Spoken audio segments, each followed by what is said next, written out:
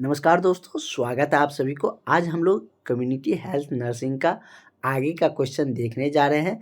जैसे कि हम लोग इस नोट्स से लगभग 100 क्वेश्चन कर चुके हैं। इससे पहले भी हमने आपको एक पीडीएफ एक नोट्स दिए हुए हैं, उससे भी लगभग हम लोगों ने 50 क्वेश्चन के अराउंड किए हुए हैं इसी टॉपिक का, कम्युनिटी हेल्थ नर्सिंग का ही।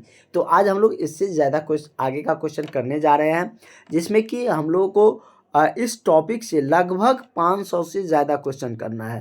500 अप्रॉक्स आप मान के चल सकते हैं, क्योंकि इससे ज़्यादा क्वेश्चन भी पूछे जाते हैं। और आपका एग्ज़ाम ऐसा नहीं है कि एक ही शिफ्ट में होंगे इसलिए कम पढ़ेंगे। आपका एग्ज़ाम बहुत सारे शिफ्ट में होंगे, जैसे क्या कि 3 दिन या 4 दिन एग्ज़ाम चलते हैं, प्रत्येक दिन 2 या 3 शिफ्ट होते हैं। लगभग 15 या कह सकते हैं कि 10 से 15 शिफ्ट तक तो हो ही जाएंगे। तो इतना शिफ्ट में अलग अलग क्वेश्चन होंगे, एक ही टॉपिक से अलग अलग क्वेश्चन पूछे जाएंगे। तो ज़्यादा क्वेश्चन आप कवर किए रहिएगा, तब न किसी के शिफ्ट में कोई क्वेश्चन आएगा, किसी के शिफ्ट में कोई दूसरा क्वेश्चन आएगा। तो इसीलिए हम लोग ज़्यादा क्वेश्चन इस टॉपिक से करने जा रहे हैं। तो हम लोगों का आज का क्वेश्चन यहाँ से शुरू होगा।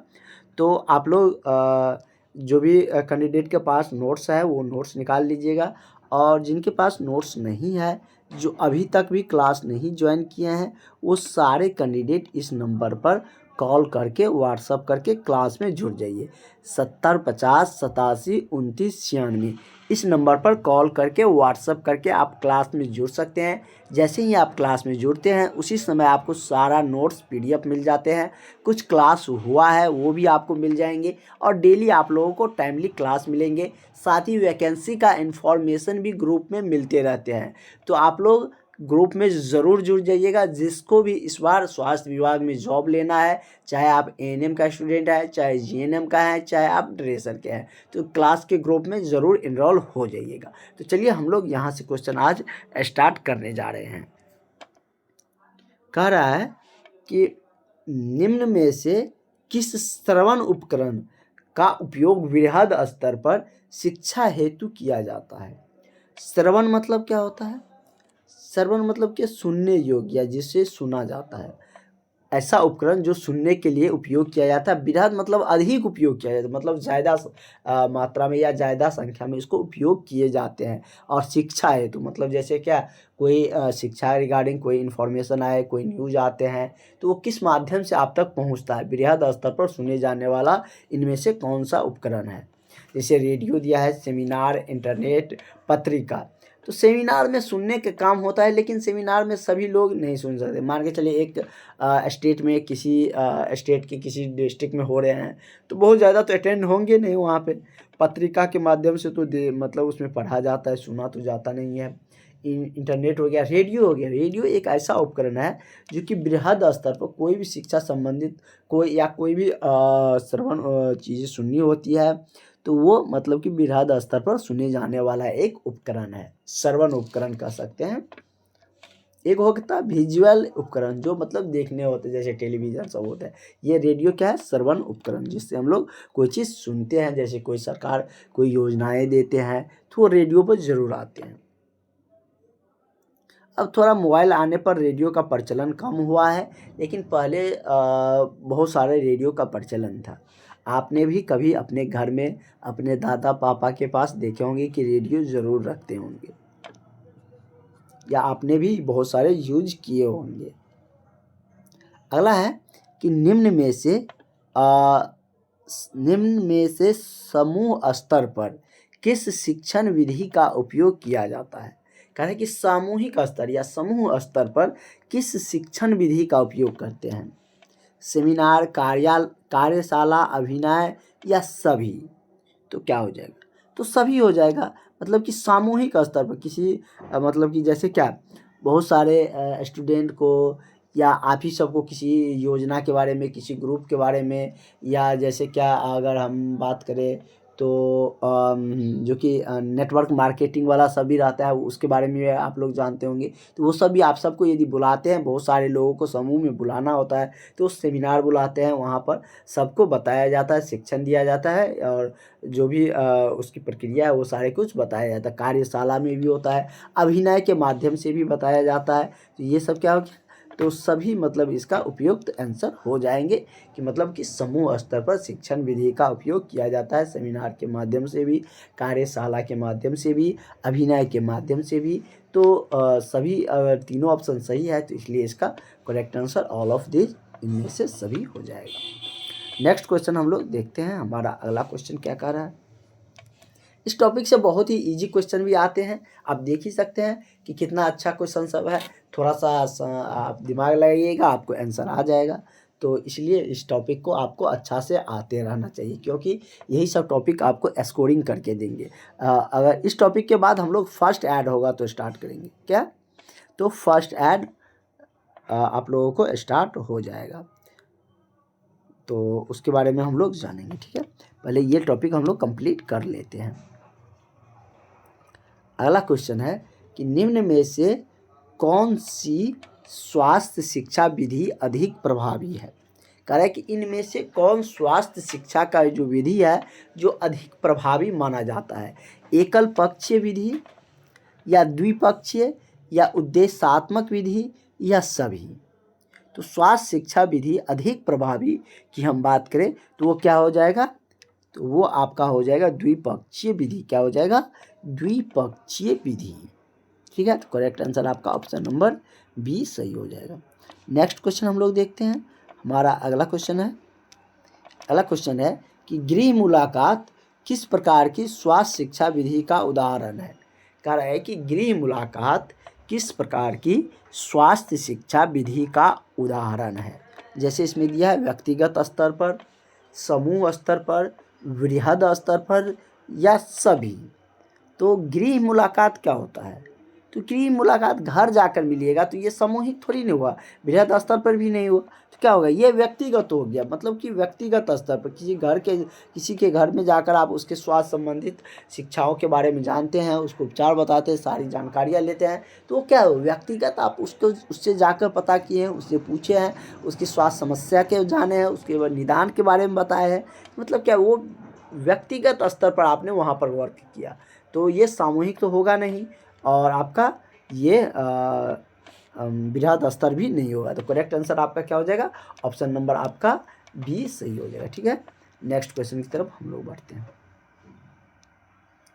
अगला हमारा क्वेश्चन है कि निम्न में से वॉकी टॉक विधि कौन सा वो, जैसे क्या वॉकी टॉक आप लोग जानते होंगे, जैसे ट्रैफिक पुलिस सब भी के पास भी रहता है, या अपने फिल्म अगर ऐसे तो आप लोग देख ही लिए होंगे, कहीं रोड पे जाते होंगे तो बहुत सारे के पास रहते हैं, या कभी कोई मंत्री या कोई आते हैं उस समय पुलिसकर्मी ज़्यादा वॉकी टॉक का उपयोग करते हैं, और भी बहुत जगह यूज किया जाता है, फिल्म में भी आपको दिखाया जाता होगा। तो वही कह रहा है कि इनमें से कौन सा विधि है, वॉकी टॉकी विधि क्या है, मतलब सामूहिक चर्चा के लिए, व्याख्यान, सेमिनार या संगोष्ठी के लिए।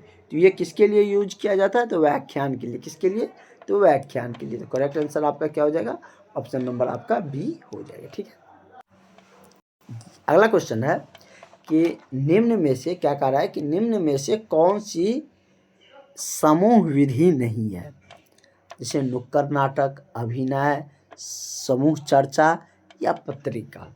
तो क्या होगा, नुक्कड़ नाटक भी सामूहिक विधि है, किसी चीज़ को नुक्कड़ नाटक के माध्यम से भी बताया जाता है।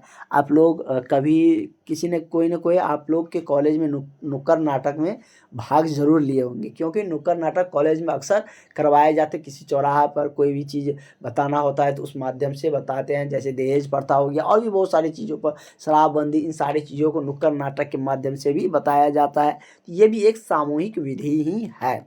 अभिनय तो है ही सामूहिक विधि। उसके बाद आपका है अभिनय तो मतलब कि कह रहा है कि सामूहिक विधि नहीं है।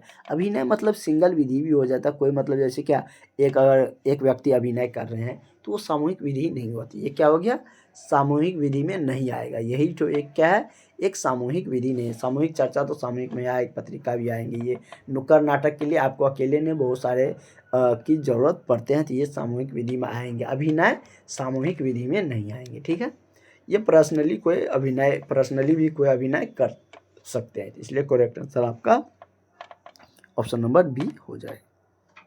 नेक्स्ट क्वेश्चन है व्याख्यान विधि क्या है।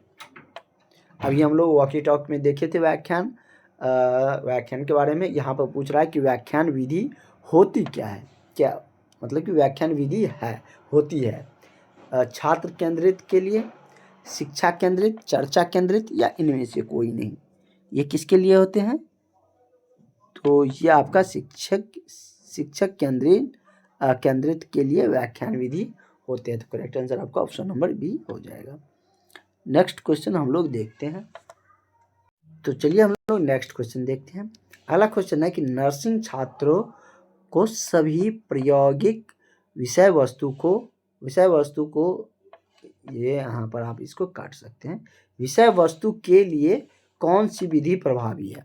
कह रहा है कि नर्सिंग छात्रों को सभी प्रायोगिक जो प्रैक्टिकली होते हैं, प्रैक्टिकल आप लोगों के जो होते हैं, तो प्रायोगिक विषय वस्तु के लिए कौन सी विधि प्रभावी होती है? सामूहिक चर्चा या डेमोन्स्ट्रेशन या इंटरनेट या सेमिनार? तो कौन सी इसमें से सामूहिक मतलब कि प्रभावी विधि है? तो क्या होंगे? डेमोन्स्ट्रेशन क्या होंगे? तो इसका इसका प्रभावी विधि होता है। किसका? तो नर्सिंग छात्रों के सभी प्रायोगिक जो विषय वस्तु होते हैं उसके लिए प्रभावी विधि किसको माना जाता है? तो डेमोन्स्ट्रेशन को। तो करेक्ट आंसर आपका ऑप्शन नंबर बी सही हो जाएगा। ठीक है। अगला है कि वृहद स्तर पर कौन सी शिक्षा विधि उपयोग में लाई जाती है? जैसे इसमें दिया है रेडियो, टेलीविज़न, इंटरनेट या सभी। तो क्या होगा? तो शिक्षा विधि मतलब कि वृहद स्तर पर शिक्षा के लिए शिक्षा विधि में जो उपयोग में लाया जाता है, रेडियो भी आते हैं, वो हम लोग पहले भी देखे थे। टेलीविज़न भी आ जाएंगे, उसके माध्यम से भी शिक्षी के कोई चीज़ के बारे में बताया जाता है। इंटरनेट भी इसका अच्छा माध्यम है। तो क्या हो जाएगा इसका? मतलब कि सभी हो जाएगा। ये सभी वृहद स्तर पर शिक्षा विधि के उपयोग में आने वाले उपकरण है। नेक्स्ट है, कह रहा है कि निम्न में से क्या कह रहा है कि निम्न में से एवी एड्स के संचालन में विद्युत की आवश्यकता नहीं होती है। कह रहा है कि निम्न में से किस एवी एड्स के संचालन में विद्युत की इलेक्ट्रिसिटी की आवश्यकता नहीं पड़ती है? तो चलिए हम लोग ऑप्शन पे चलते हैं। बहुत ही इजी क्वेश्चन है, इसको भी आप लोग बता सकते हैं। ओवर हैंड प्रोजेक्टर, तो कोई भी प्रोजेक्टर के लिए तो इलेक्ट्रिसिटी चाहिए ही। प्रोजेक्टर जैसे आप लोग गांव में जानते होंगे, पर्दा के नाम से भी उस पर जो कोई चीज़ चढ़ाया जाता है, या आप लोगों के कॉलेज में भी प्रोजेक्टर पर बताए जाते होंगे। अब तो ज़्यादातर क्लासेज प्रोजेक्टर पे ही चलते हैं। जो नए नए निकले होंगे कॉलेज से तो देखे होंगे, नया जहाँ पर भी नया कॉलेज बना होगा तो प्रोजेक्टर पर बहुत चीज़ बताए जाते हैं। तो वो बिना इलेक्ट्रिसिटी के तो चलेंगे नहीं, तो ये तो होगा नहीं। और हमसे पूछ रहा है कि कौन मतलब कि विदाउट इलेक्ट्रिसिटी का चलता है, विद्युत का, तो ये गलत हो गया। टेलीविज़न को भी इलेक्ट्रिसिटी चाहिए। कि आपके घर में बिना इलेक्ट्रिसिटी के चलता है टेलीविज़न? मतलब कि या तो आप उसको एसी करंट दीजिए या डीसी इलेक्ट्रिसिटी दीजिए। मतलब या बैटरी से चलाइए या बिजली से चलाइए। बैटरी भी क्या करता है कि वो भी मतलब कि यांत्रिक ऊर्जा उसको कन्वर्ट करके क्या करते हैं, तो विद्युत ऊर्जा में कन्वर्ट करता है। तो इसके लिए भी ज़रूरत पड़ता है। ये भी नहीं होगा। फ्लिप चार्ट को इलेक्ट्रिसिटी का ज़रूरत नहीं है। जैसे कि आप कोई चीज़ का चार्ट बनाते हैं, जैसे हमने आपको एक चार्ट हमने आपको मिडवाइफरी में बताए हुए थे। तो जैसे प्रेगनेंसी के वाले जो होते हैं तो उसका चार्ट हमने बताए थे। तो चार्ट ऐसे बनता है, उसमें सारे फिगर, सारे चीज़ के बारे में, सारे पॉइंट्स के बारे में एक एक करके लिखा जाता है। तो उसके लिए इलेक्ट्रिसिटी की तो आपकी ज़रूरत है नहीं। तो इसलिए करेक्ट आंसर आपका क्या हो जाएगा? ऑप्शन नंबर आपका सी सही हो जाएगा। इस तरीके से थोड़ा सा समझ के पढ़िएगा, तो इसमें रटने की ज़्यादा ज़रूरत है नहीं। इसलिए आप लोग क्लास अटेंड करिएगा तो निश्चित ही आपको सारा कुछ बताया जाता है, कैसे आपको क्वेश्चन को टैकल करना है, कैसे बनाना है। तो इस तरीके से आप सोचिएगा, ऐसे बनाइएगा तो ज़्यादा रटना नहीं पड़ेगा। आपका क्वेश्चन भी कन्फ्यूजन नहीं होगा एग्ज़ाम हॉल में। आप लोग का सही आंसर हो मतलब कि बनाकर आइएगा। अगला क्वेश्चन हम लोग देखते हैं। कह रहा है कि ओवरहेड प्रोजेक्टर, नेक्स्ट क्वेश्चन है कि ओवरहेड प्रोजेक्टर में किस लेंस का उपयोग किया जाता है? उत्तल लेंस, अवतल लेंस, उभयोतल लेंस या समतल? ये थोड़ा सा लेंस आप लोग लिख लीजिएगा, ऐसे होता है प्रिंटिंग में थोड़ा सा हो जाता है, बहुत सारा वर्ड लिखना पड़ता है ना, इसलिए। तो मतलब कि उत्तल लेंस, अवतल लेंस या कौन सा लेंस उसमें यूज रहता है, क्योंकि ओवरहेड प्रोजेक्टर में लेंस का उपयोग होता है, उसमें रहता है, तो उसमें उत्तल लेंस का क्या होता है, तो उसमें उपयोग होता है, उत्तल मतलब कॉन्वेक्स लेंस का। ठीक है, नेक्स्ट क्वेश्चन की तरफ चलते हैं।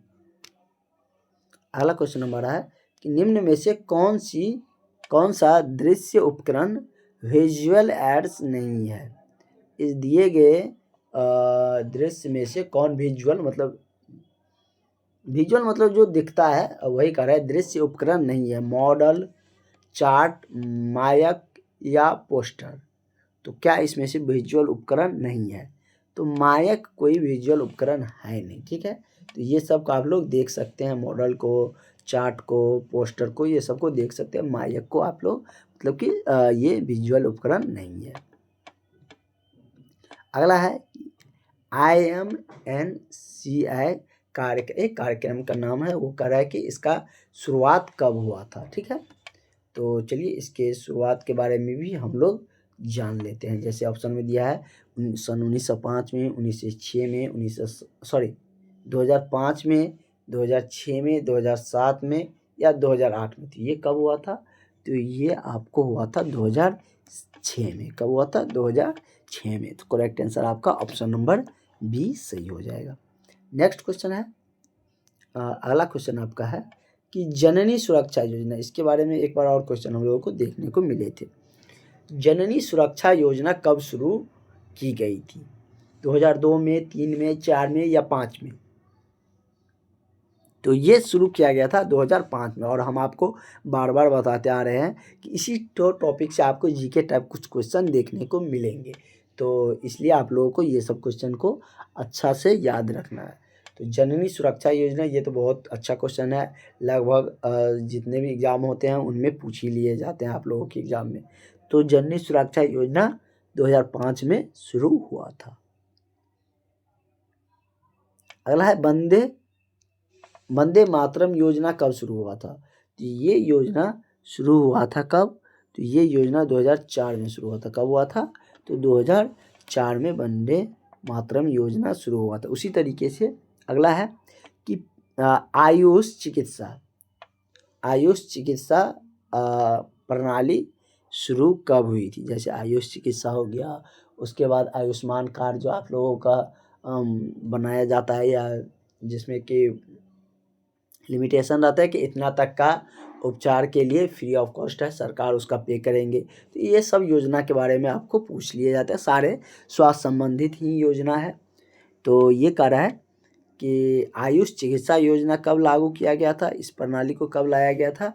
तो ये 2007 में लाया गया था। कब लाया गया था? तो ये 2007 में लाया गया था। तो करेक्ट आंसर आपका ऑप्शन नंबर बी हो जाएगा। नेक्स्ट क्वेश्चन हम लोग देखें। अगला क्वेश्चन है कि राष्ट्रीय स्वास्थ्य बीमा योजना शुरू की गई, ये कब शुरू हुआ था? तो राष्ट्रीय स्वास्थ्य बीमा योजना 2008 में शुरू किया गया था। कब शुरू किया गया था? 2008 में। करेक्ट आंसर आपका ऑप्शन नंबर सी सही हो जाएगा। ठीक है, 2008 में राष्ट्रीय स्वास्थ्य बीमा योजना शुरू की गई थी। अगला है कि राष्ट्रीय स्वास्थ्य मिशन कब शुरू किया? राष्ट्रीय स्वास्थ्य मिशन कब शुरू हुआ था? ये सारे एक जगह है ताकि आप उसको अच्छा से याद कर सकें, कन्फ्यूजन ना रहे, क्योंकि एक ही जगह रहेंगे, जब भी कन्फ्यूजन रहेंगे तो वहाँ पर निकाल कर आप नोट्स देख सकते हैं। तो कह रहा है कि राष्ट्रीय स्वास्थ्य मिशन कब शुरू किया गया था? तो राष्ट्रीय स्वास्थ्य मिशन 2013 में शुरू किया गया था। कब शुरू किया गया था? तो 2013 में राष्ट्रीय स्वास्थ्य मिशन शुरू किया गया था। तो करेक्ट आंसर आपका ऑप्शन नंबर सी हो जाएगा। अगला क्वेश्चन हम लोग देखते हैं। अगला क्वेश्चन है कि स्वच्छ भारत अधिनियम शुरू किया गया तो स्वच्छ भारत अधिनियम कब शुरू किया गया था? तो ये शुरू किया गया था सन 2014 में, जब माननीय नरेंद्र मोदी जी प्रथम बार प्रधानमंत्री बने थे, तो उन्होंने ही शुरू किया था स्वच्छ भारत अधिनियम शुरू किया था। आई थिंक एग्जैक्टली डेट की हम बात करें तो डेट तो नहीं याद है, लेकिन शायद गांधी जी की जयंती पर ही घोषणा किए थे कि मतलब स्वास्थ्य भारत अधिनियम को लेकर। तो ये स्वच्छता को लेकर अभी भी ये योजनाएं बहुत ही प्रोमिनेंटली चलती हैं। इसके लिए बहुत सारा जो क्रिकेटर हीरो सब भी इसका एडवर्टाइजमेंट किए थे। तो खुद मोदी जी भी इसका एडवर्टाइजमेंट कर चुके हैं। तो स्वच्छ भारत अधिनियम शुरू किया गया था 2014 में। ठीक है, ये याद रखिएगा, जब मोदी जी आए थे उसी समय ये शुरू किया गया था, तो आप वहाँ पर भूलिएगा नहीं। अगला है कि 11वीं पंचवर्षीय योजना कब शुरू किया गया? तो ये पंचवर्षीय योजना मतलब कि 5 वर्षों की एक योजना होती है। जैसे 5 वर्ष का हम लोगों का सरकार चलता है ना, उसी तरीके से 1951 में ये रसिया से लिया गया था। किससे लिया गया है?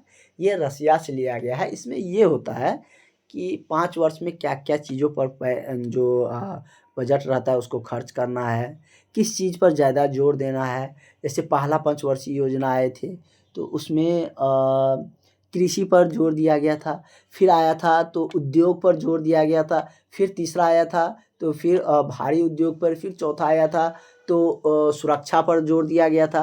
तो इसी तरीके से पाँचवा छठा उसके बाद एक छठा में ही शायद गरीबी पर जोर दिया गया था, गरीबी हटाओ पर। तो इस तरीके से सब बार एक प्लान बनाता है पंचवर्षीय योजना के तहत कि इस पंचवर्षीय योजना में क्या करना है। लेकिन अब ये नहीं चलते हैं क्योंकि इसको अब समाप्त कर दिया गया है। ठीक ना? तो ये मतलब कि कब शुरू किया गया था? तो ये 11वीं पंचवर्षीय योजना जो हुआ था ये मतलब कि 2007 में हुआ था। 12वीं पंचवर्षीय योजना कब हुआ था? तो 7 5 कितना हो जाएगा? 12। तो इसके बाद 12 में जाके इसको समाप्त कर हाँ, इसका मतलब कि आगे चलकर 12वीं पंचवर्षीय योजना के बाद शायद इसको समाप्त कर दिया गया। तो अब पंचवर्षीय योजना ये नहीं चलते हैं। हाँ, तो ये नहीं कि ये सरकार तो 5 वर्षों का बनता ही, ये योजना था। ये इसको सरकार से ये नहीं है कि मतलब कि सरकार का बनने में ये फैक्टर करते। ये एक मतलब कि योजना होती थी। इस योजना के तहत मतलब कि लाया जाता था कि इस बार हम लोग इस 5 साल में ये कार्य करेंगे। सरकार का 5 साल का रहता है टाइम, तो उस समय में ये मतलब कि होता था। तो पंचवर्षीय योजना समझिए। कोई भी पंचवर्षीय योजना पूछेगा तो अब उसको आप बता सकते हैं। ठीक है।